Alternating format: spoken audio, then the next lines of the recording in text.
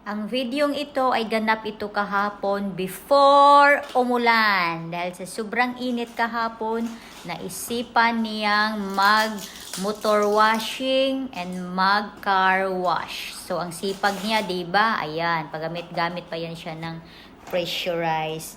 Pinunasan yung motor ko dahil daw itago na niya. Ayaw na niya ipagamit sa akin. Oh my God! Nahadlok man siya nga magmotor-motor ko. Oy, so, maunang motor na ko kay nasa 36 kilometers lang yan. Malapit ng 1 year binili. Oh my God! Pinapaandar lang namin tapos pinaikot-ikot dito konti sa subdivisions.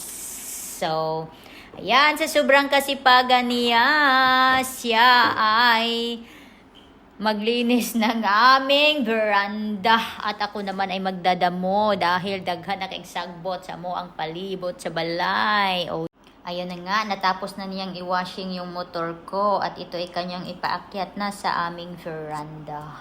Oh my gosh.